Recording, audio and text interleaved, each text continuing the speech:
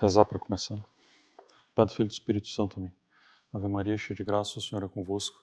Bendita sois vós entre as mulheres, bendito é o fruto do vosso ventre, Jesus. Santa Maria, Mãe de Deus, rogai por nós, pecadores, agora e na hora de nossa morte. Amém. Maria, auxílio dos cristãos, rogai por nós. Nossa Senhora das Dores, São José, São Francisco de Sales, Santo Inácio de Loyola. Pai do Filho e do Espírito Santo. Amém.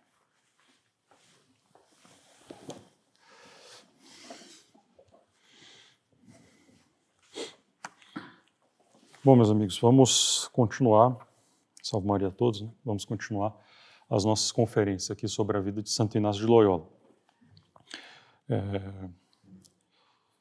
Se eu não me engano, essa aqui é a segunda, né? Então, na vez passada, a gente falou do início da vida de Santo Inácio até a conversão dele.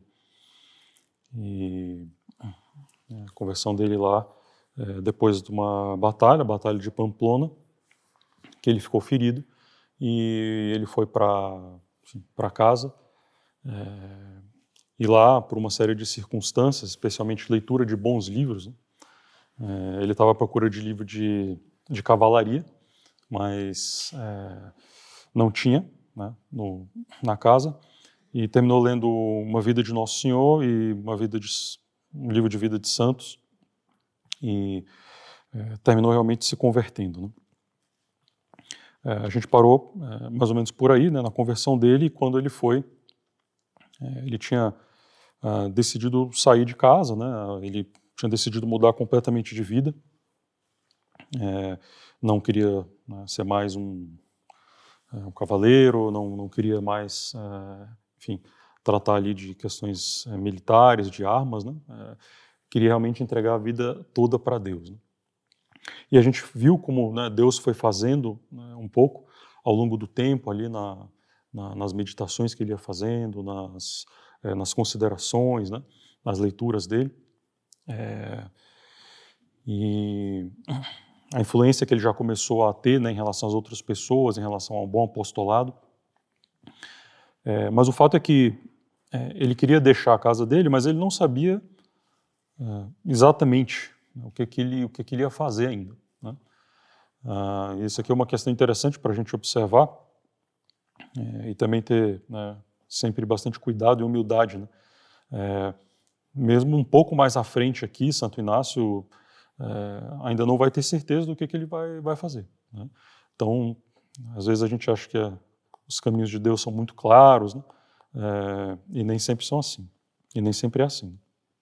Bom, o fato é que ali em torno de 1522, então, para situar mais ou menos nessa época, 1522, Santo Inácio decide sair de casa em direção a uma outra cidade chamada Navarrete, e vai acompanhado de algumas pessoas. Ele leva algum dinheiro na bagagem, um livro de horas, né, de Nossa Senhora, uma imagem de Nossa Senhora das Dores e o seu caderninho, né? Então, o Santo Inácio tinha criado um hábito que ele vai manter ainda durante muito tempo na vida dele, de anotar num caderno as impressões, as moções, assim, vamos dizer, os afetos, pensamentos, considerações que ele for tendo durante a oração, né? Então, junto com esse caderninho aí, que tinha mais ou menos umas 300 páginas, né, já de anotações de vida dos santos e do Evangelho. Então, ele deixa o Castelo de Loyola. Enfim, então isso aqui é 1522, né? E a gente vai ver aqui uma primeira parte, né? Ele indo para Montserrat, uma cidade famosa, né, na Espanha, de peregrinação, Montserrat, e depois para Manresa. Bom, ele não sabia, como eu falei, né, não sabia exatamente o que ele queria fazer, né, mas a primeira coisa que ele faz no caminho, né, que ele estava fazendo, é visitar uma igreja de Nossa Senhora, um santuário famoso que tinha por lá, para se entregar completamente nas mãos de Nossa Senhora, né, colocar a viagem e os propósitos dele nas mãos de Nossa Senhora. Então ele chega nessa cidade, né, de Navarrete, tinha alguns parentes por lá, né, alguns conhecidos, e enfim, essas pessoas veem que ele está viajando sem muita coisa, dão algum dinheiro para ele, né, e ele pega todo esse dinheiro que ele recebe e distribui para os pobres, né, faz esmolas.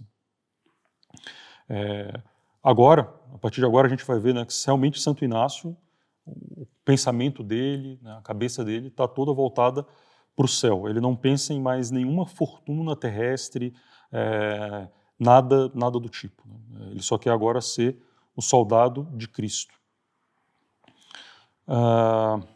Então, esse dinheiro, né, que um duque lá local tinha dado para ele vai simplesmente distribuir para os pobres. Ele vê que a imagem de Nossa Senhora lá numa igreja não está tão bem adornada, então ele resolve, né, pagar para que ela, enfim, ficasse, né, com as flores ali, uma coisa melhor.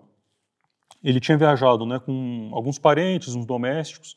Esses parentes terminam ficando por lá, em Navarrete, e esses domésticos ele fala para voltarem, que agora ele vai sozinho, né? Então ele pega uma mula e começa a viajar, né, de Navarrete para Montserrat. Passando por esses caminhos, com certeza veio na cabeça dele, né, todos os feitos militares, as glórias mundanas, né, que ele viu e das quais ele teve alguma parte, né, pelo menos,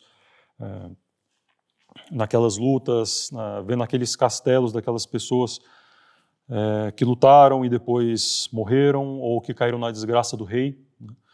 Com certeza, nesse caminho aí, ele, enfim, serviu para ele ter ainda mais pensamentos e consolidar ainda mais a certeza que ele tinha de querer servir só a Deus a partir de agora. Ele vai dizer que, então, nesse caminho ele recebeu preciosas luzes de Deus. Ele disse que ele era muito cego ainda nas coisas espirituais, mas que ele tinha um desejo muito generoso de servir ao Senhor. Essas coisas aqui que ele vai dizendo, né, isso aqui ele vai dizer muito tempo depois. Já em Roma, né, quando os jesuítas já tiverem sido fundados, criados. Ele vai dizer isso muito tempo depois para um secretário dele, ele vai, como se fosse ditar uma autobiografia, né? Bom, a partir desse momento, ele também toma como costume aplicar a disciplina, né, todas as noites. E o objetivo dele aqui, a gente vai ver, né, no começo, é interessante observar isso. O objetivo dele não era tanto pagar pelos pecados, né, oferecer a Deus uma satisfação pelos pecados. A gente vai ver um pouco o percurso que ele vai, enfim, né, fazer na vida espiritual dele. Essas inquietações sobre a vida passada, né, a vida muito ruim que ele levou, ainda não tinham surgido nesse momento, né, mas iriam surgir daqui a pouco. Mas o que ele queria com isso realmente era agradar a Deus, né, mostrar a Deus ali um amor ardente e querer rivalizar com os santos. Isso sempre ficou muito na cabeça dele. Tudo que ele leu, né, na vida dos santos, ele queria, de alguma maneira, imitar, né, aquela generosidade dos santos. E essa é a outra grande lição, né, na vida de Santo Inácio. Quem é generoso com Deus, Deus paga muito bem, né? E é isso que vai acontecer, né? É claro que a generosidade de Santo Inácio já é fruto da própria graça, mas é obviamente também fruto da vontade dele, né? Bom, então, o que a gente vê aqui é o soldado, né, de antes, o soldado Inácio, ele mudou de milícia, né, mudou as ambições, mas não o temperamento, ele continuava um soldado, né, só que agora um soldado de Cristo. Bom, foi nesse caminho também, né, muito cheio de graças, a caminho de Montserrat, que ele recordando, né, da vida passada dele, dos pecados dele contra o sexto mandamento, foi recordando isso que ele resolveu fazer também um voto de castidade, né, um voto de castidade perpétua. Então, assim, a gente vê que foi um caminho aqui de muitas graças, né? Além disso, né, tem uma cena famosa, né, de Santo Inácio, né, que aconteceu nesse caminho, na vida de Santo Inácio. Ele encontrou um mouro, né, então encontrou um muçulmano que também estava cavalgando, né, com a sua mula também, e eles começaram a andar juntos, e em um momento da conversa eles começam a falar sobre Nossa Senhora, Santo Inácio e o muçulmano. E o Mouro aparentemente disse para ele que acreditava, né, na concepção, que a concepção de Jesus Cristo tinha sido uma obra divina, mas que ele não acreditava que Maria tivesse permanecido virgem depois do parto. E Santo Inácio vai tentar, né, convencer esse Mouro de todas as maneiras, né, com todos os argumentos possíveis, e ele não consegue fazer o Mouro mudar de ideia. Então eles terminam por se separar, o Mouro vai na frente, pega um caminho, e Santo Inácio começa a ter alguns escrúpulos, né, pensando que ele tinha sido muito, muito fraco, muito bonzinho com esse Mouro, e que ele devia ter, enfim, sido mais veemente, né, e devia ter se indignado mais com a blasfêmia, né, do muçulmano, né, e que ele não devia ter tolerado aquilo. Como é que pode, né, que ele deixou passar uma ofensa dessa em relação a Nossa Senhora? Será que então ele não tinha que começar a ir atrás do blasfemador e, enfim, matá-lo, se fosse o caso? Isso aqui começou a passar pela cabeça de Santo Inácio. E ele ficou muito indeciso, e no caminho, logo, né, em seguida, né, que o Mouro foi na frente, tinha uma bifurcação, e ele não sabia exatamente para onde é que o Mouro tinha ido. Então ele resolve deixar a mula dele seguir o caminho que ela quisesse, né? Se fosse o caminho que o Mouro, né, tinha ido e ele conseguisse pegar o Mouro, ele ia brigar lá com o Mouro, senão ele ia esquecer essa história, né? Graças a Deus a mula vai por outro caminho que não o do Mouro, e, enfim, Santo Inácio não encontra mais esse Mouro na vida dele. Bom, quando ele estava perto de chegar a Montserrat, ele faz uma parada em Saragoça, né, e depois numa outra cidade chamada Igualada, que fica perto ali de Montserrat. Ele resolve parar aqui, ele já conseguia ver, né, Montserrat, à distância, né, a silhueta lá da cidade.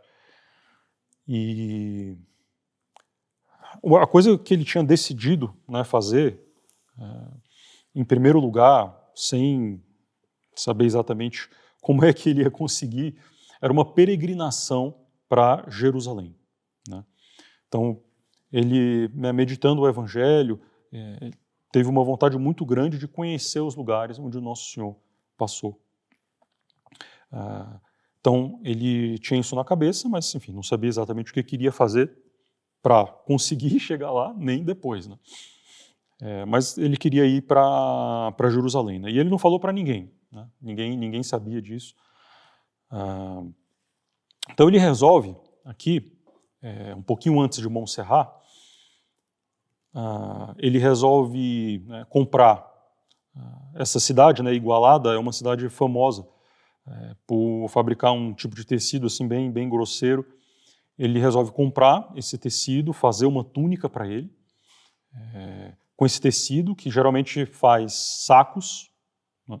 Ele resolveu fazer com isso, né, uma túnica longa, né, até o pé, ter uma cabaça, colocar umas alpercatas, enfim, né, ficar trajado realmente como um peregrino. E, de novo, né, ele não sabe exatamente qual é o destino dele, mas ele quer ir para Jerusalém, né? E para se entregar mais perfeitamente, né, a Nosso Senhor, ele resolve fazer uma vigília de armas, que era o que um cavaleiro medieval fazia antes de ser armado cavaleiro, né? Então ele ficava a noite inteira numa capela, acordado, né, rezando, de joelhos, diante de Nosso Senhor, diante do Santíssimo, e, enfim, né, como preparação para ser armado cavaleiro. E Santo Inácio, né, que tem muito esse tipo de pensamento, né, da cavalaria na cabeça, resolve fazer uma vigília de armas, mas diante do altar de Nossa Senhora de Montserrat. E aqui, para ser armado, é um cavaleiro de Jesus Cristo, né, deixar sua roupa, né, antiga e realmente se revestir de Nosso Senhor Jesus Cristo. Então era isso que ele queria, se revestir de Nosso Senhor Jesus Cristo. É isso que ele vai falar. Então ele chega em Montserrat no dia 21 de março de 1522. Essa igreja, né, de Montserrat é muito antiga, né? Existiu uma fundação ali dos beneditinos, século VI ou VII, alguma coisa assim. Tinha um mosteiro e no momento, né, que os muçulmanos invadiram, o bispo e os governadores ali da religião de Barcelona resolveram esconder uma imagem de Nossa Senhora, que era muito venerada por eles, numa igreja, né, por ali, isso no ano 718. Né, no ano 718. A imagem foi redescoberta somente em 880 depois de Cristo. Óbvio. Então estamos aqui 718, 880. E aí, quando essa imagem foi redescoberta, foi feita uma capela, e, enfim, foi crescendo, né, com milagres e veneração, e ganhou muita fama, né? Então até hoje, né, muito famoso, né, o Santuário de Montserrat. Uma das pessoas mais importantes, né, que passou por ali, uma pessoa chamada Dom Francisco Garcia de Cisneros, um grande reformador, né, construtor lá também, asceta, famoso, que escreveu um livro que vai, enfim, muito provavelmente inspirar Santo Inácio de alguma maneira nos exercícios espirituais, né? Alguns vão até querer dizer que ele copiou, né, esse livro, mas isso aqui a gente vai falar depois quando a gente estiver falando do livro dos exercícios, né? Quando o Santo Inácio chegou lá em Montserrat, esse Dom Francisco já tinha morrido há somente 12 anos, então tinha muito pouco tempo. Foram quase ali contemporâneos. Bom, Santo Inácio chega lá no mosteiro, né, lá em Montserrat. A primeira coisa que ele faz é procurar um confessor. Sabe-se qual foi o confessor a quem ele se dirigiu. E, bom, ele fez uma confissão geral, né, da vida dele, que durou 3 dias. Uma confissão geral de 3 dias lá em Montserrat. Então, ele escreveu, né, todos, enfim, para lembrar, né, os pecados, enfim, fez uma confissão geral aqui que durou 3 dias. Então, na véspera da festa de Nossa Senhora de Março, né, ou seja, 25 de março, festa da Anunciação, ele enfim, realmente tirou todo o hábito antigo que ele estava usando, né, deu para os pobres e se vestiu com aquele saco de penitência, né? Então ele passa a noite inteira lá também, no altar lá de Nossa Senhora de Montserrat, né? E depois então ele tem essa vigília, né? A confissão, comunhão, recebe uma bênção lá, e é isso que acontece no dia 25 de março, né?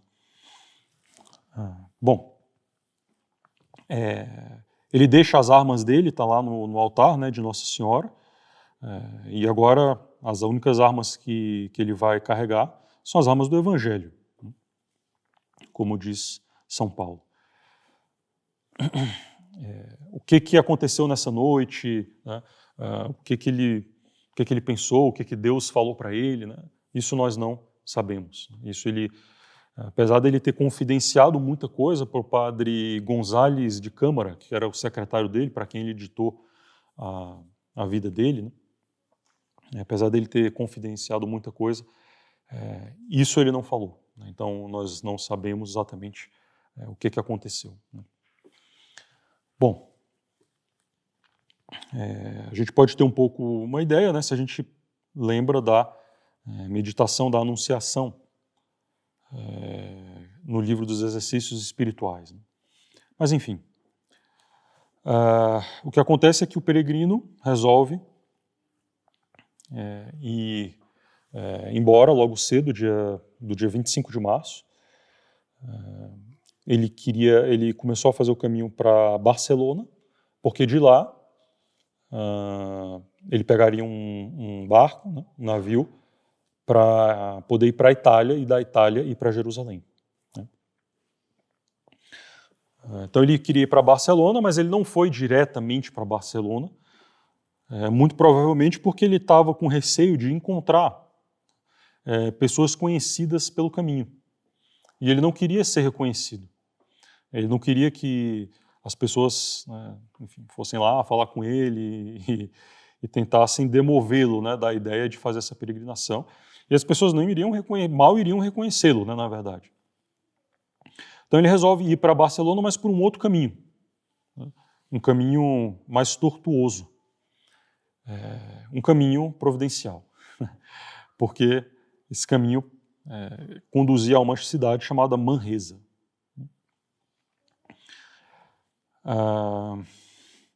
A ideia dele era ficar uns 2, 3 dias em Manresa, essa cidade aí. Ele queria, enfim, de novo, né, fugir de pessoas conhecidas, né, pelo caminho, e também queria usar 1 ou 2 dias ali para escrever, né, uma carta para os familiares dele. E muito provavelmente ele temia encontrar o cortejo, né, de Adriano de Utrecht, né? Esse Adriano de Utrecht era um tutor do Carlos V, imperador Carlos V, que tinha sido eleito Papa. Então ele foi eleito Papa em janeiro de 22, né? Quando ele estava lá na Espanha. Então ele foi eleito Papa, aceitou e aí foi, né, para Roma. Mas isso demorou ainda. Então, isso em fevereiro de 22 ele é eleito Papa, mas ele não estava em Roma. Em 8 de março ele dá a aceitação definitiva e aí no dia, né, ele começa a fazer a viagem em março de 22, justamente na época ali de Santo Inácio, né? E estava indo lá para Barcelona. Então, provavelmente, seria possível, né, que Santo Inácio encontrasse, né, o cortejo lá do Papa, enfim, ele queria fugir dessas coisas, né? Enfim, Santo Inácio pega um outro caminho que passa pela cidade de Manresa, né, com o objetivo de ficar ali um pouco tempo, né? E ele vai ficar lá 10 meses em Manresa. A providência quis que realmente assim Manresa fosse a sua pátria espiritual. É ali que ele vai realmente formar a alma e vai se tornar, né, basicamente o Inácio que nós conhecemos. Né? Então, quando o Santo Inácio chegou em Manresa, 25 de março de 1522, ela era uma cidade, né, pequena, provavelmente tinha uns 2.000 habitantes. Ela tinha sido sede de bispado, mas não era mais. Né? Então tinha uma igreja lá que era catedral, mas que deixou de ser. Mas era dedicada a Nossa Senhora, uma igreja muito, muito bonita, magnífica. E assim, um lugar extremamente religioso, né? Muito. Cada esquina tinha uma capela, tinha uma igreja, hospital, né? Realmente era bastante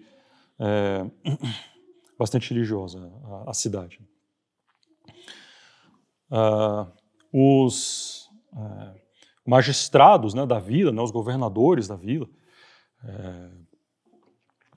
eram muito devotos, né, de Nossa Senhora. Então, a cidade pagava para ter uma vela acesa perpetuamente diante de um altar de Nossa Senhora do Rosário, né, uma igreja lá dos dominicanos.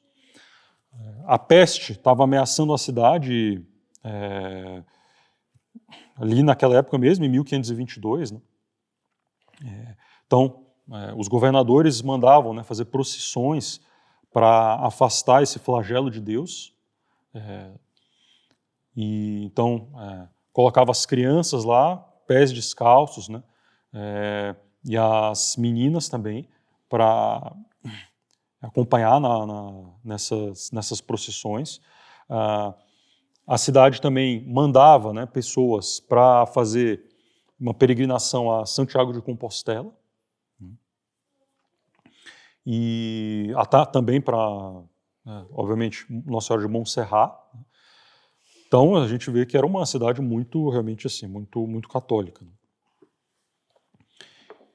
E bom, é nesse cenário aqui, né, de uma cidade muito católica e que, enfim, tem uma devoção muito grande à Nossa Senhora, que a vida de Santo Inácio vai, né, decorrer aqui durante esses 10 meses. Bom, a gente viu, né, o projeto dele de viver de acordo com o Evangelho. Então, a roupa dele é um tecido lá de fazer sacos, né? E as crianças, né, quando o viram chegando, aquele estranho chegando, né, sem cortar cabelo, sem cortar nada da barba, sem cortar unha, chamavam ele de um homem do saco, de brincadeira. Né? E ele adorava essa humilhação. A partir desse momento, né, e isso vai permanecer a regra da vida de Santo Inácio durante muito tempo, e essa é uma das coisas mais impressionantes que tem, ele vai todos os dias mendigar a comida. Né? Então ele não vai guardar nada para ele, nenhum dinheiro, nenhuma refeição, nada. Ele vai mendigar todos os dias. Bom,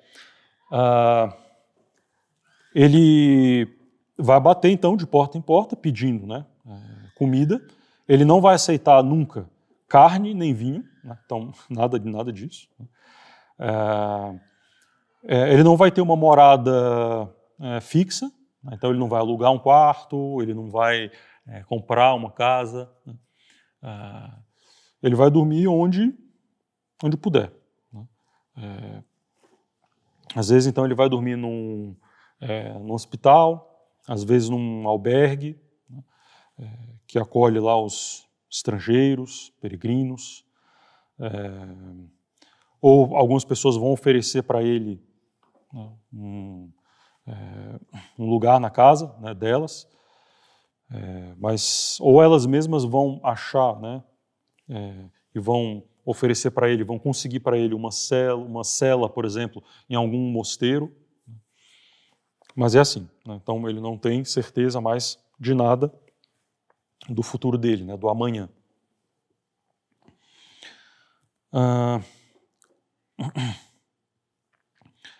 Bom, a vida de oração dele, né, nessa época é uma vida, né, admirável. Então ele assiste na missa todos os dias, às vésperas e completas. Quando ele estiver no priorado lá dos dominicanos, ele também vai, né, aproveitar para se levantar, né, à noite para rezar as matinas. E ele vai dizer, né, que mesmo sem ele saber uma palavra de latim, o gosto que ele tinha, né, em cantar essas horas sagradas aí, realmente era muito grande, né, que ele tinha uma grande consolação. Outra oração que ele sempre recitava era a oração das horas, né, de Nossa Senhora. E essa abundância de orações, né, vocais não esgotavam, né, todo o seu fervor. Ele dedicava 7 horas para a oração mental. 7 horas por dia. Que ele fazia sempre de joelhos o tempo inteiro.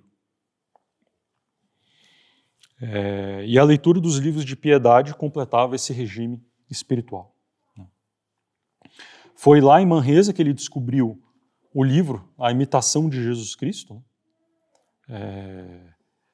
e que ele não conhecia ainda, e que ele vai realmente ver que é um livro fantástico. Ele vai considerar esse um livro único, né? Um livro único. Será que ele leu o Exercitatório, que é o livro daqueles cisneiros, né? Nessa época aí, né? É provável, ele não disse que leu, mas também não disse que não leu. Enfim, isso a gente vai falar um pouquinho depois, quando a gente estiver falando do livro dos exercícios espirituais. Em todo caso, né, ele mantém ainda o caderninho dele, né, de anotações, então ele anotava, né, as meditações, os afetos, os pensamentos que ele tinha. E esse caderno, né, é dele que vai sair o livro dos exercícios espirituais. Bom, quando ele sai, né, do lugar onde ele está, né, rezando, ou da igreja, ou de onde ele está dormindo, para ir para a cidade, geralmente é para mendigar mesmo, né, mendigar comida não só para ele, mas para os doentes. Então, ele fazia esse ofício também, de mendigar a comida dos doentes.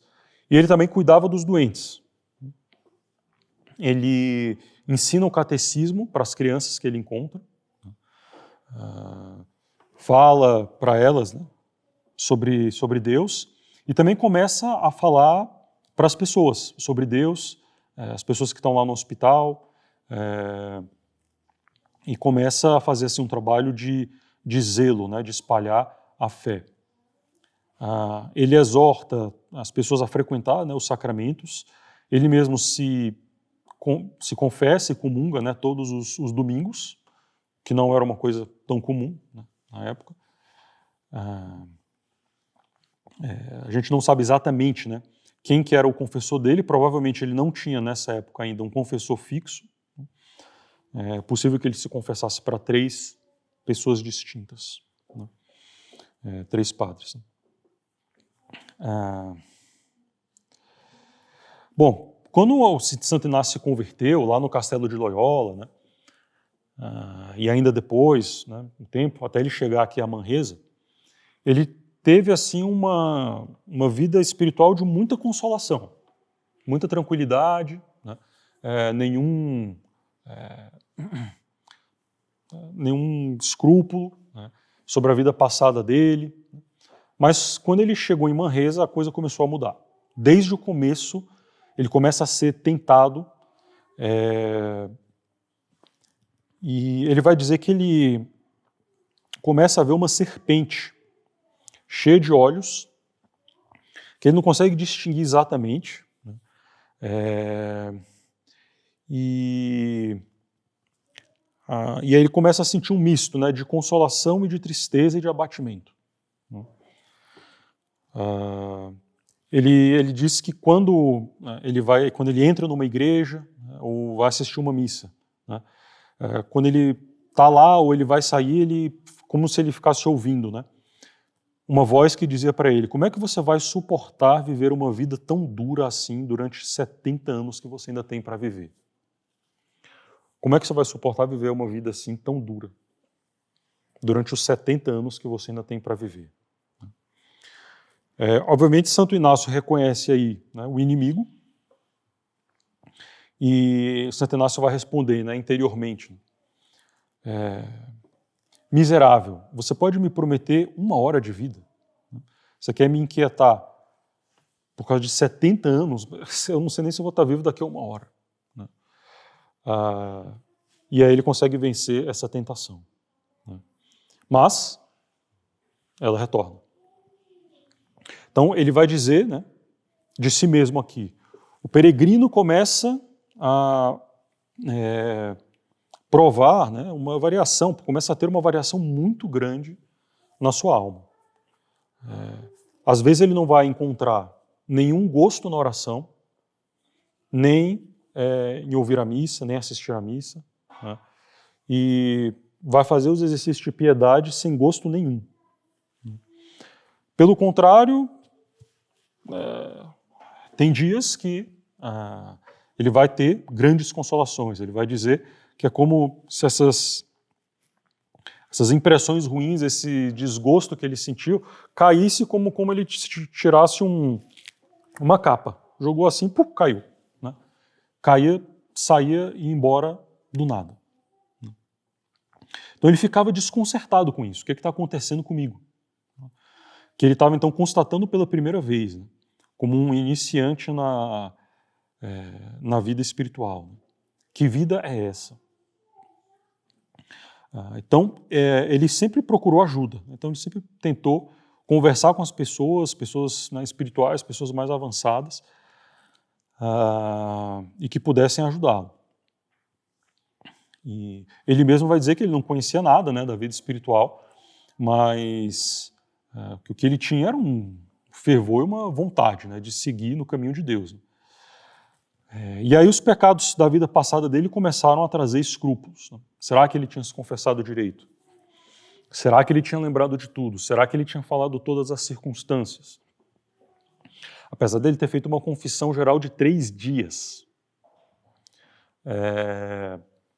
Mas será que o confessor entendeu? Né? Será que ele não usou umas palavras que era para esconder? Enfim, né? Esse tipo de inquietação. Né? Então aí ele fala que ele começou a procurar pessoas que pudessem ajudá-lo e curá-lo dessa doença. Mas nada o ajudava. Ele vai dizer, por exemplo, um conselho que eu recebi de um doutor, um padre lá da igreja principal lá de Manresa, um homem muito espiritual, que pregava sempre, estava sempre confessando e tudo. Ele falou assim: escreve, né, tudo que você estiver lembrando, se escreve num papel, porque você vai ter certeza que você não esqueceu. Aí ele vai, escreve, né, e se confessa. Mas aí logo depois os escrúpulos todos voltam, falando: não, mas eu esqueci disso, eu não coloquei isso no papel. Né? Em alguns momentos ele disse que chegou a pensar que a cura para isso seria se um padre o proibisse de ficar pensando mais nessas coisas na vida dele passada. Né? Mas ele não tinha coragem de falar isso para nenhum padre.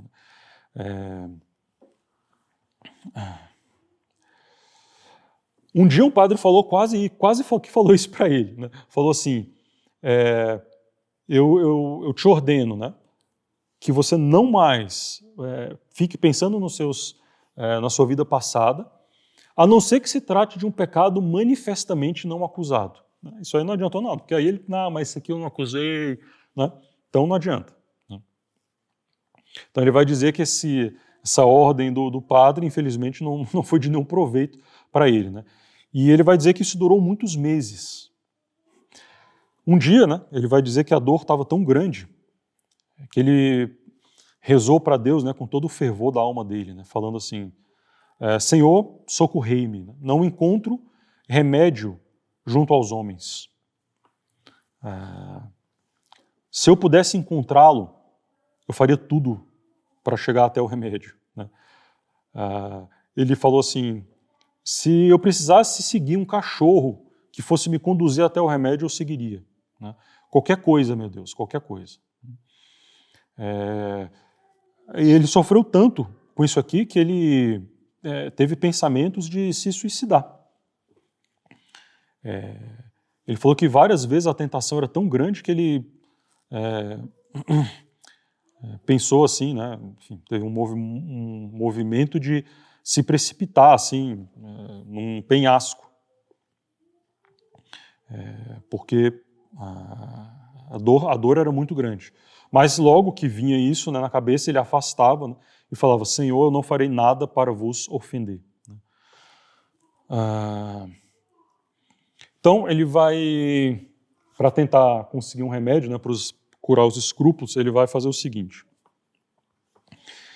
Ele vai dizer que um dia veio à mente dele, né, a ideia de imitar um santo que ele tinha lido a vida, que para conseguir uma graça do céu, ele tinha decidido ficar sem comer até que Deus desse a graça. Né? Ele refletiu, né, sobre isso e ele falou: eu vou fazer isso, eu vou ficar sem comer e sem beber, né, até que o Senhor venha em meu socorro. Ou, ao menos, né, até o momento em que eu perceber que minha vida está em perigo, porque obviamente ele não queria se matar, né? Nem o santo que ele estava imitando.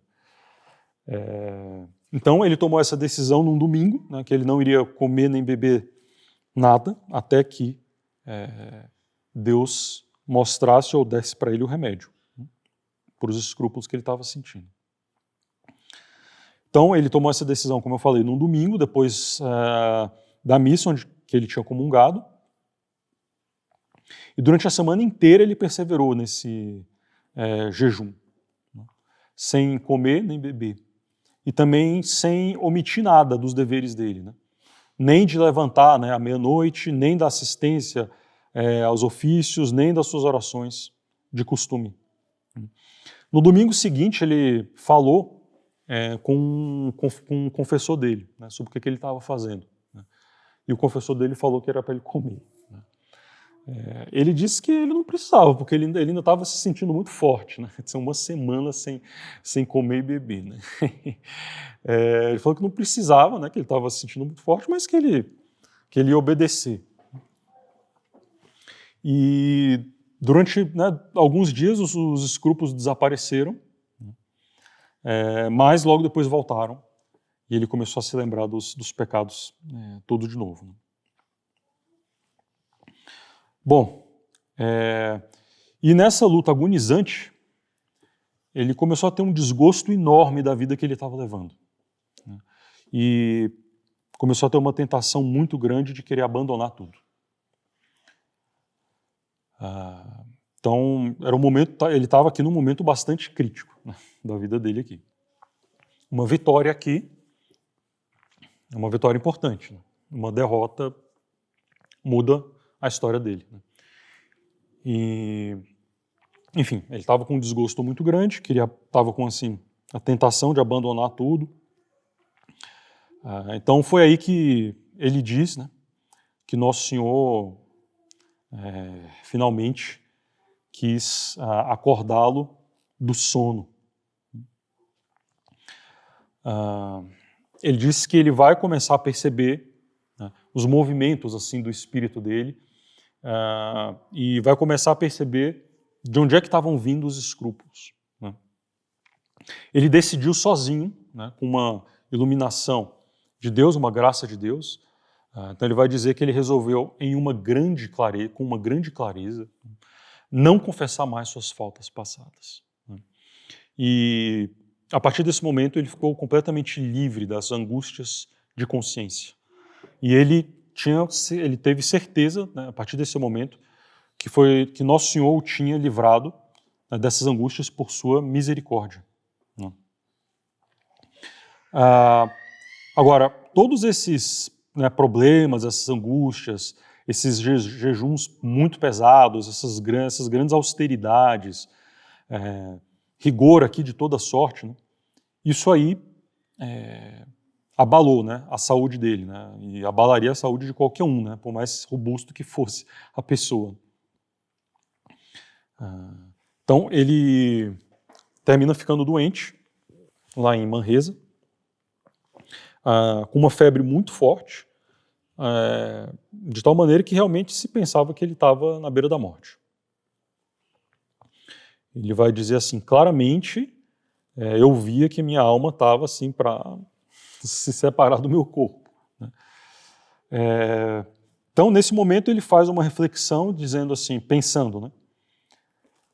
Se eu for morrer agora, tudo bem, porque analisando aqui minha alma, ela está num estado de justiça e ela é agradável a Deus. Mas logo que ele faz essa reflexão, ele começa a ficar atormentado, né? Porque será que então, na verdade, esse pensamento não tinha vindo do orgulho, né? E aí ele começa a fazer 1000 esforços para, enfim, afastar esse pensamento de que ele está ótimo diante de Deus e que não é para ele se preocupar, né? Só que esse pensamento ficava voltando o tempo inteiro, né? Não se preocupe que você está bem, você é santo, né? E ele vai dizer que a luta, né, espiritual aqui estava muito mais era muito mais cansativa do que a própria luta contra a febre.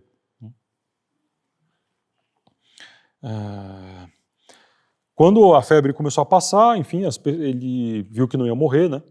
Ele falou para as pessoas, né, que estavam junto a ele, né, falou, se isso acontecer alguma outra vez que eu estiver perto de morrer, vocês estiverem do meu lado, né, eu quero que vocês fiquem gritando na minha orelha que eu sou um grande pecador e que eu não devo esquecer as ofensas que eu cometi contra Deus. Né? Bom, o fato é que essa espécie, né, de começo, né, da vida espiritual, né, início da vida espiritual, que é aquela via purgativa, de Santo Inácio teve fim quando acabaram, né, os seus escrúpulos. Ele conseguiu ganhar a paz de alma e aí Deus começou a conduzi-lo para um outro caminho. Até esse momento a gente viu aqui que os homens não foram de grande ajuda para ele, né? Ele se converteu sozinho, tomou as decisões dele sozinho, decidiu como é que ele ia levar a vida sozinho. Né?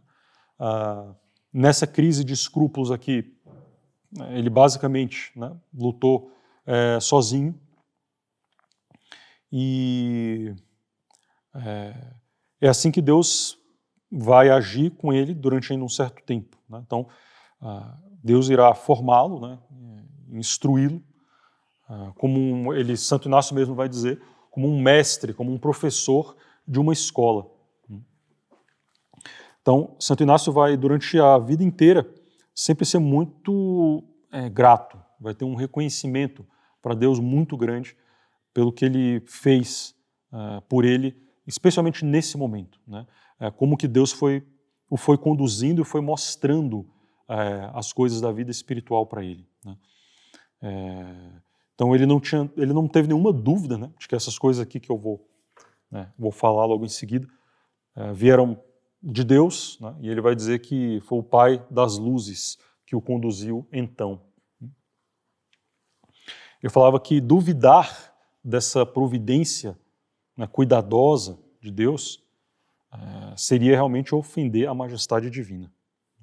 Ele vai dizer o seguinte, ele vai dizer que ele tinha uma grande devoção à Santíssima Trindade, né, e que ele fazia, né, todos os dias uma oração a cada uma das pessoas da Santíssima Trindade e uma quarta à própria Santíssima Trindade. E às vezes ele começou a se perguntar, mas por que eu tenho essa devoção para a Santíssima Trindade assim? Por que né? Começou a se perguntar, né, sobre isso. E ele vai dizer que um dia quando ele estava recitando, né, as orações lá das horas de Nossa Senhora, do ofício de Nossa Senhora, ele disse que o entendimento dele começou a se elevar. Ele vai dizer que é como se ele tivesse visto a Santíssima Trindade, sob a forma de 3 teclas de um órgão. Né? E ao ver esse espetáculo, ele caiu em lágrimas, né, e soluços, não conseguindo dominar as emoções dele. E uma procissão estava passando, ele se junta a essa procissão e ele é incapaz de conter o choro, né, até a noite. E ele só tinha a Santíssima Trindade agora na boca, né, ele não conseguia não falar, né, na Santíssima Trindade. E falando sobre ela, fazendo diversas comparações e tal, e a alma dele foi preenchida realmente assim de com muita consolação. Então essa grande impressão, que essa visão que ele teve da Santíssima Trindade o causou nesse momento, durou, na verdade, para o resto da vida. Ele vai dizer também, né, que de uma vez ele estava rezando e Deus mostrou para ele como é que Deus criou o mundo. Ele disse que é como se fosse ele viu assim, uma massa branca da qual estavam saindo, né, raios, e de onde Deus tirava a luz, mas ele fala que ele não consegue explicar direito. Bom, outra vez ele estava na missa, né, e quando estava na elevação, né, ele viu, enfim, o corpo de Nosso Senhor e teve uma luz para penetrar muito claramente na inteligência do mistério, né, de como que Nosso Senhor está presente no Santíssimo Sacramento.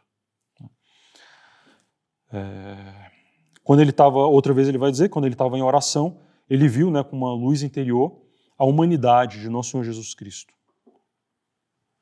sem distinção de membros. Ele vai dizer que, na verdade, ele viu umas 20 ou 40 vezes. Nossa Senhora também, ele viu. Então, todas essas visões, né, interiores o confirmaram tanto na fé, né, que é uma frase famosa, né, de Santo Inácio, que ele diz que, mesmo se as Sagradas Escrituras não existissem, ele estava determinado a morrer pelas verdades católicas. Porque ele teve uma confirmação disso de várias outras maneiras. Bom,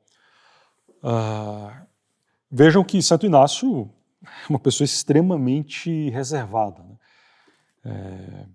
E de uma grande humildade. Tudo isso que ele falou aqui, né, mostra então que foi uma coisa muito significativa para a formação dele, né? Ele não teria falado se não fosse assim.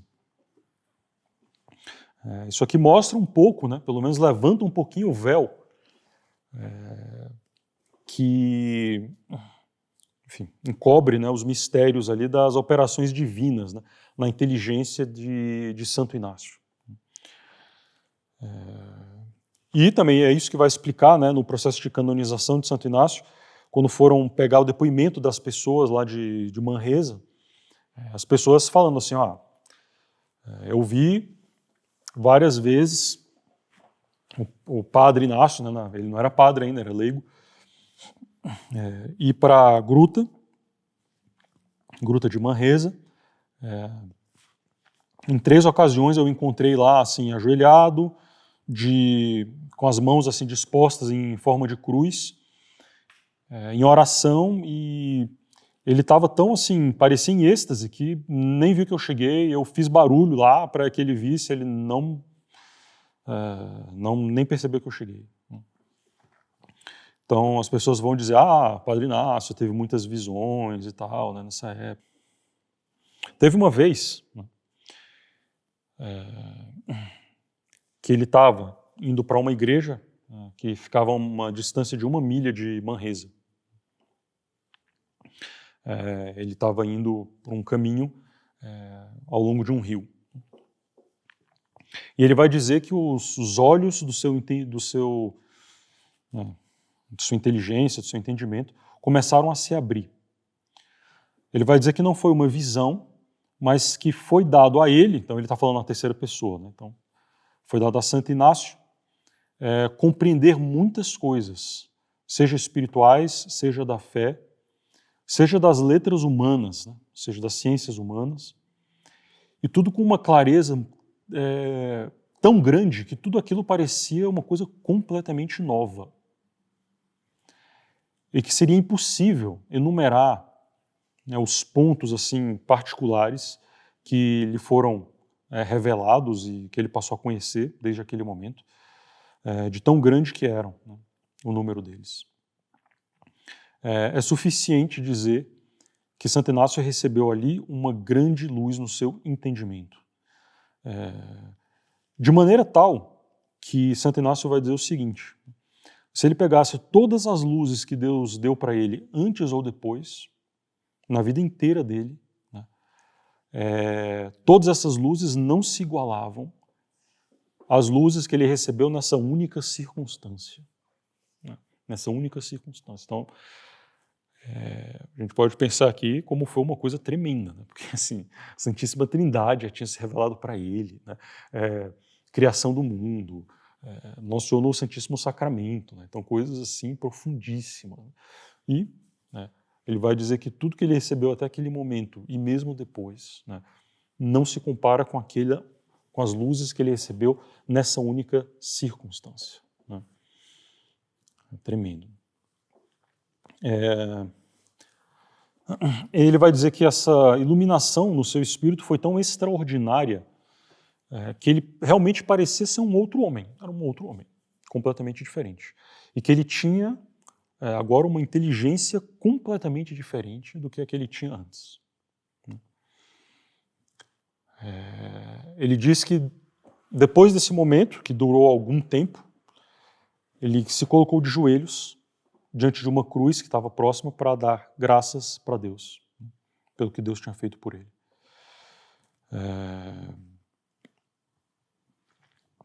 E aí, quando ele estava rezando, apareceu aquela serpente que tinha aparecido para ele nas outras vezes. Né?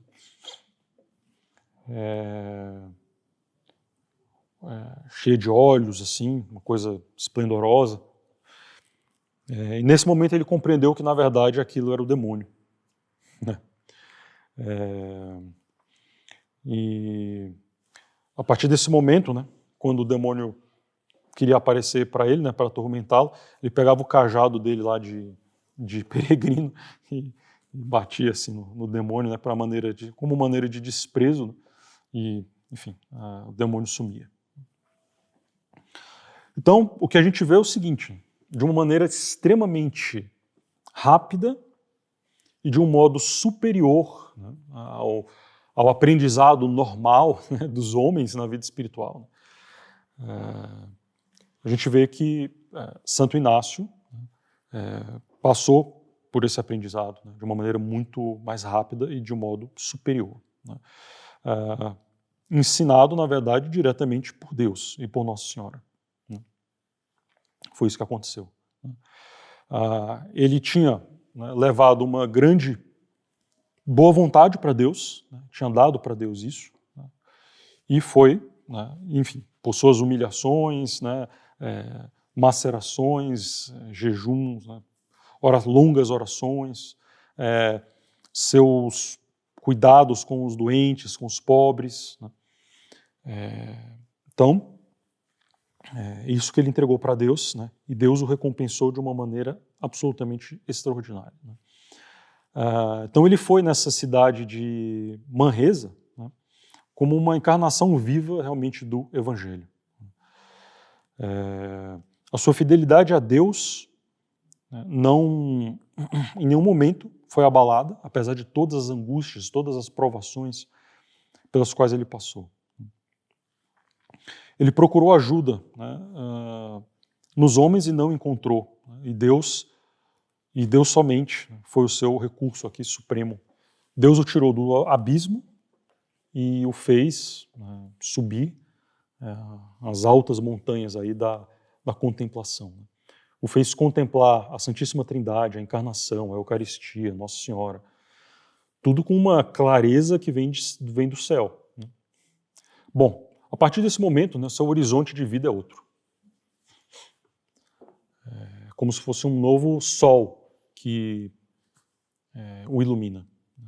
Nem as suas leituras, nem as suas meditações, nem as suas orações não serão mais as mesmas depois do que ele passou ali. Então, no triplo, vamos dizer assim, campo das verdades da fé, do asceticismo, da ascese,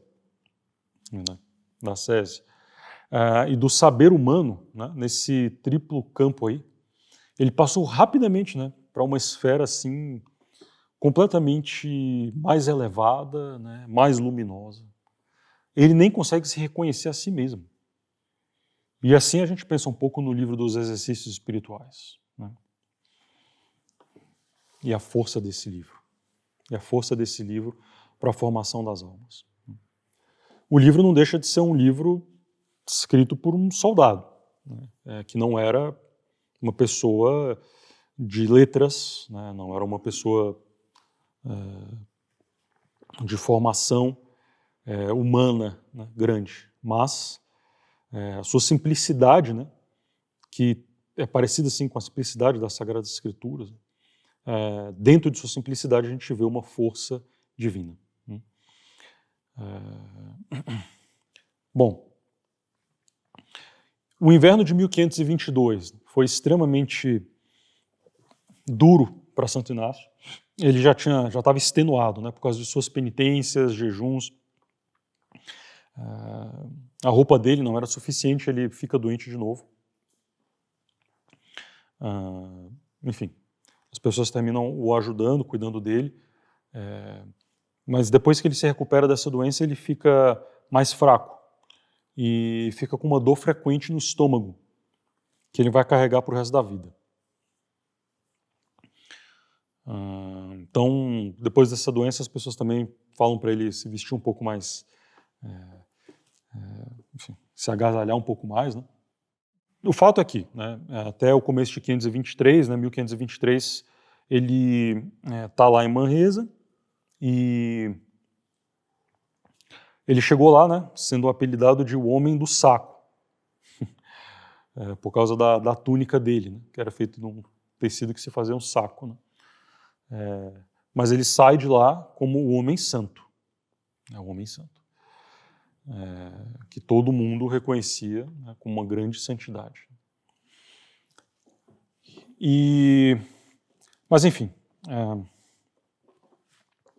ele resolve então sair de Manresa, né, dado o tempo que ele já tinha ficado lá, e seguir caminho para Barcelona para poder cumprir o propósito que ele tinha de fazer uma peregrinação, né, em Jerusalém.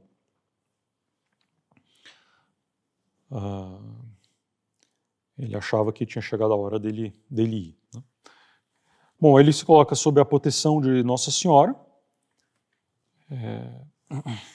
Nossa Senhora de Montserrat, que ele visita uma última vez, e vai em direção a Barcelona, né? Bom, com certeza ele sai, né, cheio de emoção, né, dessa cidade que foi para ele assim, um lugar de transformação. E com a sua imagenzinha de Nossa Senhora das Dores, ele começa então a caminhar, né, vai a pé até Barcelona. Então, a única coisa que ele carrega são livros de devoção e seu caderninho. Ele não tinha aceitado nenhuma esmola, né, de dinheiro, só um pedaço de pão. Enfim, chegam em Barcelona, ele fica lá na casa de uma pessoa que, na verdade, ele tinha conhecido em Manresa, uma pessoa que vai desempenhar um papel aqui posteriormente, chamada Inês Pascoal, né, uma senhora que era casada, era de Manresa, e tinha uma casa também lá em Barcelona. Então ele se hospedou durante um tempo por lá. Quando ele estava em Barcelona, ele estava assistindo uma missa um dia. Na verdade, ele estava ouvindo um sermão, né? O sermão muitas vezes era pregado fora do horário da missa, né? Ele estava ouvindo um sermão. E uma senhora chamada Isabel Rosé, percebe, né, uma pessoa que estava ali sentada, ouvindo o sermão, né, ela percebe Santo Inácio lá. Ela olha, né, para o rosto dele e percebe que é um rosto que está diferente, né? Era uma pessoa pobre, né, mas tinha um rosto que estava assim, luminoso. Tinha umas luzes assim, saindo dele. E ela vai dizer que ela ouviu uma voz assim, interiormente falando assim: chama essa pessoa, chama essa pessoa. Então essa Isabel volta para casa e vai falar para o marido dela, né, o que tinha acontecido, e eles dois decidem ir procurar esse desconhecido. Então eles o convidam para casa, né, para Santo Inácio lá comer lá com eles. Eram pessoas muito ricas, muito ricas. Quando termina o jantar, Santo Inácio, que geralmente passa, né, o jantar inteiro assim sem falar nada ou simplesmente respondendo, né, as perguntas, quando termina o jantar, ele faz uma exortação espiritual. Então ele tinha esse costume, sempre que ele ia comer na casa das pessoas, quando terminava a refeição, ele fazia uma exortação espiritual. E esses Rosé, né, gostaram tanto lá do que Santo Inácio falou, que ficaram assim, né, muito apegados a ele. E no desenrolar da história aqui a gente vai ver quando Santo Inácio for voltar para a Espanha, né, que eles vão desempenhar aqui um papel também bastante importante. Mas, enfim, de tal maneira gostaram de Santo Inácio que conseguiram facilmente, né, colocá-lo num navio para ir para a Itália. Mas, na verdade, foi o seguinte, né, porque Santo Inácio falou: não, eu estou partindo para a Itália, sei lá, daqui a não sei quantos dias num navio. Ele falou: não, espera que a gente vai arranjar um navio melhor para você ir. Né? E isso foi providencial porque esse naviozinho aí que Santo Inácio ia antes, né, naufragou. Né? Então, isso aqui foi providencial, né, Santo Inácio. Enfim. Então Santo Inácio ficou mais um tempo ali em Barcelona, esperando esse outro navio lá partir, esse navio maior, e ele viveu em Barcelona como ele viveu em Manresa. Né? Então ele ia de porta em porta para mendigar a sua comida e também as provisões para a viagem, né? Porque o dono do barco exigia que as pessoas levassem as provisões para a viagem, comida e tal.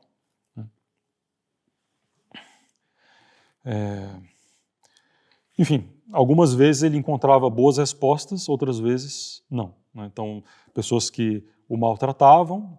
Teve uma senhora que viu que, pelo jeito dele, né, ele era uma pessoa com uma certa distinção, de uma certa nobreza, mas que estava ali daquele jeito. Né? Então, ela o maltratou bastante, falou que era um absurdo, que ele causava vergonha para a família dele, etc. Mas, enfim, a maioria das vezes ele recebeu um bom acolhimento das pessoas. Então, como eu falei, né, ele mendiga, né, o pão, visita as igrejas, assiste aos ofícios. Ele está sempre procurando também pessoas que têm um pensamento mais ou menos igual ao dele em relação a Deus, à vida espiritual, a servir a Deus, para que pudessem, né, criar algum laço de amizade, né, entre si. Mas ele nunca falou para ninguém que ele estava, no final das contas, querendo ir para Jerusalém. Né? Sempre que as pessoas chegaram a perguntar para ele: para onde é que você vai? Ele falou: vou para Roma. Né? E era verdade, né? Mas Roma realmente não era o destino final dele. Né? E as pessoas falavam assim: mas como é que você vai para a Itália? Você não sabe falar nem italiano nem latim, né? Como é que você vai se virar lá? E como é que você vai viver? Né? Você não pode pagar um intérprete, você não tem dinheiro, você não fala a língua, então Como é que vai ser isso e tal. Bom, o fato é que, né, ele não se preocupou com isso e foi para Roma. No navio, né, enfim, dono lá do navio, além do preço da passagem, né, como eu falei, exigia que a pessoa levasse lá uma provisão de alimento. Ele ficou com muito, Santo Inácio ficou com muito escrúpulo, né, pensando assim, será que se eu levar essa provisão de alimento, na verdade, será que isso não significa que eu estou duvidando da providência de Deus? Né? Para que eu preciso levar alimento? Né? Deus não vai me ajudar? Né?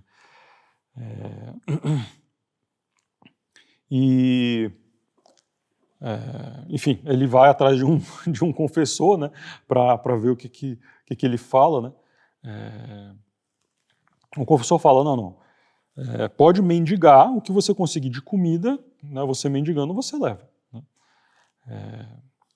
Então ele aceitou, né? Só que quando ele foi embarcar, ele viu que ele ainda tinha no bolso umas 5 ou 6 moedas assim de prata. E ele pega essas moedas, tira e deixa num banco. Né? E a única coisa que ele leva com ele realmente é uma provisão lá de comida.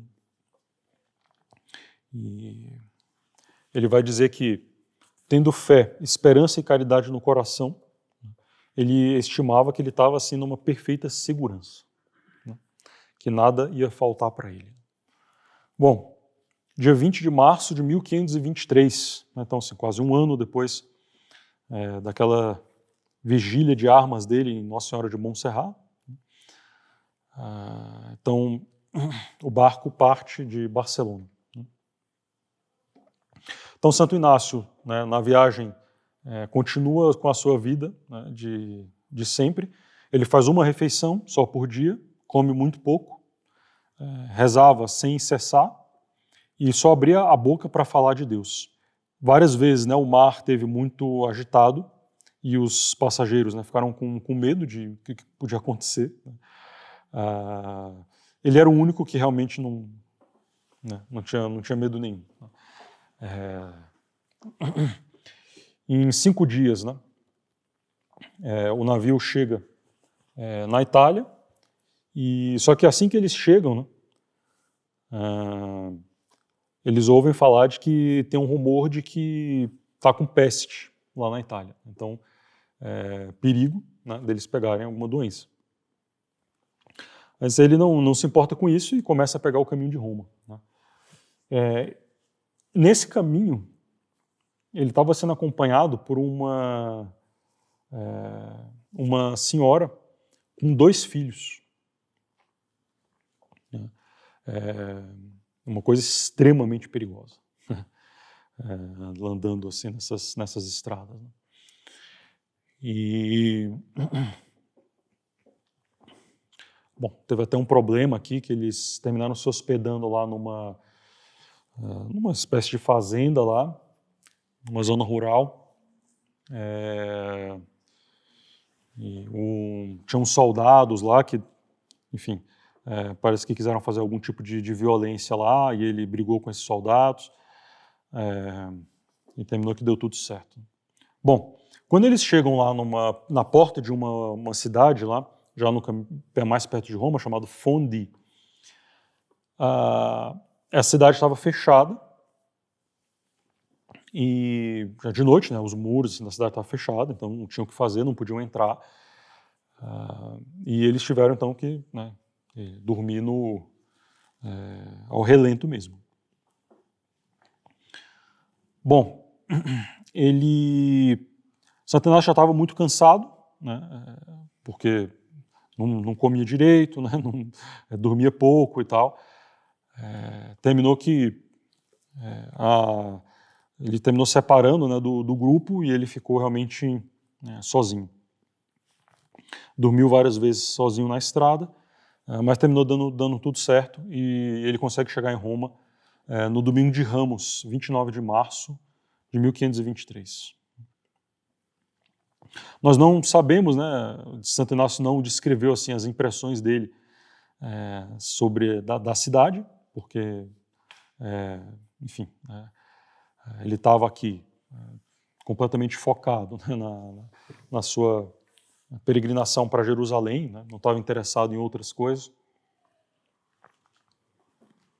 Então, o provável que tenha acontecido é que ele tenha passado a maior parte do tempo aqui visitando as igrejas, especialmente as igrejas dedicadas à Nossa Senhora, e também, né, o túmulo de São Pedro, né, para quem ele tinha grande, né, devoção.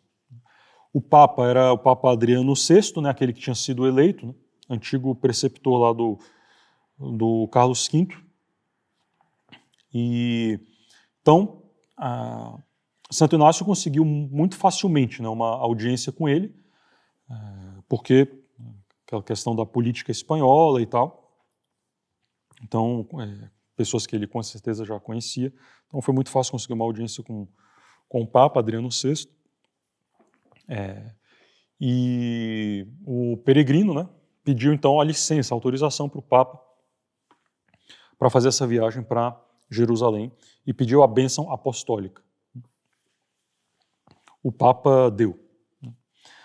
Então, depois da Páscoa, ele vai para Veneza.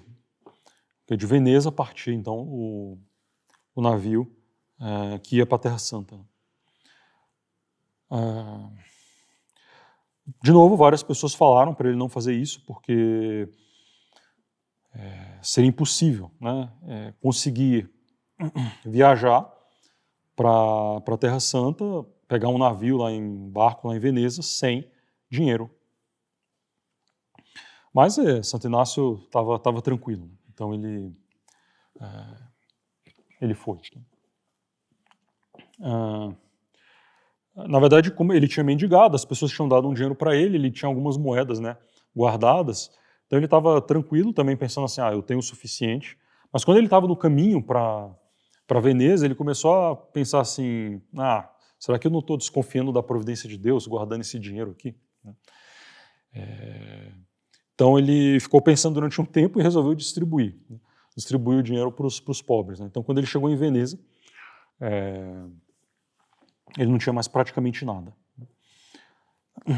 O itinerário que ele fez até chegar a Veneza, a gente não sabe exatamente, mas com certeza ele passou por Pádua, e a peste, né, estava lá, tinha assolando na cidade de Pádua, e então eles tinham estabelecido uma espécie assim, de cordões sanitários, né? As pessoas não podiam passar por aquelas localidades, então era impossível entrar nas cidades, né? Então o Santo Inácio teve que dormir várias vezes assim, ao relento mesmo, se alimentar como podia. E muitas vezes para entrar nas cidades ele precisava de passaporte, né? E ele não tinha, então, enfim, né, teve que enfrentar todas essas coisas aí, né? Bom, no caminho para Veneza, Nosso Senhor aparece de novo para ele, né, assim como fez para Manresa, né? E quando ele chega numa cidade lá, que ele precisava apresentar lá um certificado, um passaporte e tal, ele não tinha, mas as pessoas não pedem, e ele consegue entrar, né? Quando uns companheiros de viagem ficam sabendo, né, que não pediram para ele, ficam impressionados. Bom, a mesma coisa acontece em Veneza, né? Quando chegam em Veneza, os guardas vão examinar, né, os papéis de cada um e tal, só não examinam dele. A gente estava aqui mais ou menos no meio de maio, e os navios para a Terra Santa iam partir só em 2 meses, né? Bom, então ele começa a fazer em Veneza exatamente o que ele fazia nas outras cidades, né? Visitar as igrejas, rezar e mendigar. Então ele não tinha lugar para dormir, então ele dormia debaixo ali dos pórticos, dos palácios, né? E na Praça de São Marcos, né? Praça de São Marcos, que é a praça principal lá de de Veneza, né? Uma coisa, um lugar muito bonito, mas dormia lá, né? Ao relento. Aconteceu que em Veneza tinha um nobre, né? Muito católico, Marco Antônio Trevisano. E uma noite, quando esse Trevisano estava dormindo, Nosso Senhor aparece em sonho para ele e fala o seguinte: você está aí todo bem, né? Todo passando bem aí na sua cama, né? Todo confortável, enquanto o meu servo está lá fora. O Trevisano, né, que era bastante virtuoso, acorda e vai atrás lá dessa pessoa, né, que Nosso Senhor indicou para ele, né? Então, ele era uma pessoa considerado um santo, esse Trevisano aí. Então ele acorda, vai atrás desse pobre e o leva para casa, né, como um grande troféu, né, uma grande conquista. Santo Inácio termina também conhecendo, né, sendo ajudado por uma outra pessoa que morava lá em Veneza, que era um espanhol, que também é bastante rico. Santo Inácio fala para ele, né, que está querendo ir para Jerusalém, e esse espanhol termina hospedando Santo Inácio até o momento da partida. Com certeza, né, Santo Inácio aqui em Veneza visitou as igrejas, né, especialmente o corpo de São Marcos, o braço de Santo André, o braço de São Bartolomeu também está lá, o corpo de Santa Luzia, Santa Bárbara, Santa Marina. Então, esse era o interesse dele, né? Então, só para a gente ter uma noção, assim, né, como ele estava desprezando essas coisas do mundo, né? As pessoas falaram para ele ir atrás do embaixador da Espanha, lá em Veneza. Provavelmente ele ia conseguir alguma coisa boa para a viagem, né? Ia conseguir um lugar para ele, talvez sem pagar, etc. Ele falou que não, né? Que não ia atrás desses favores humanos. E, enfim, apesar de, né, ele viver desse jeito lá em Veneza, Veneza tinha uma tradição muito grande, né, de tratar muito bem os seus peregrinos, né? Como realmente assim, hóspedes sagrados, né, pessoas que levam também a graça de Deus, né, para a cidade.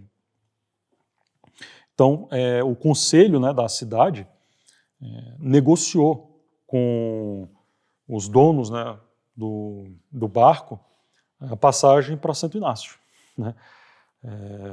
Então, enfim, tinha que pagar um determinado preço lá e eles conseguiram lá um desconto, né, para Santo Inácio ia pagar menos e tal. Enfim, Santo Inácio viveu ainda um tempo lá em Veneza, até a partida do barco, sempre desse jeito dele, né, além de mendigar, etc. Quando ele comia, né, na casa das pessoas, sempre fazendo algumas exortações, e as pessoas gostavam muito, né, muito das coisas que ele falava. Conseguiram uma audiência para ele, né, com o Doge, né, que é como se fosse o chefe de Veneza. E, enfim, o Doge falou então para ele embarcar num navio que iria conduzi-los até Chipre, né, ilha de Chipre. E de Chipre eles iriam para a Terra Santa, né. Veneza tinha alguns acordos, né, com os muçulmanos, né, com os turcos, porque mesmo antes da queda de Constantinopla, né, em 1453, o acesso à Terra Santa já estava realmente bastante restrito e estava assim, limitado enfim, às regras impostas pelos muçulmanos. Então, tinha que pagar para os muçulmanos, tinha que ter autorização deles, né? Então, Veneza tinha esses acordos aí com os muçulmanos, inclusive tinha um acordo para dizer que eles podiam levar uma espécie de barco dos peregrinos, né, todo ano podia ter um barco assim dos peregrinos que iam visitar lá os lugares da Terra Santa. E, enfim, acho que podemos parar por aqui, justamente no ponto aqui onde Santo Inácio vai embarcar para Jerusalém. E a gente retoma na próxima. Vamos rezar. Em Pai, do Filho e do Espírito Santo. Amém. Ave Maria, cheia de graça, o Senhor é convosco. Bendita sois vós entre as mulheres. Bendito é o fruto do vosso ventre, Jesus.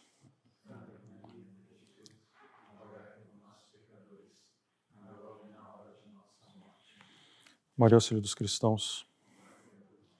São Francisco de Sales. Santo Inácio de Loyola. Pai do Filho e do Espírito Santo.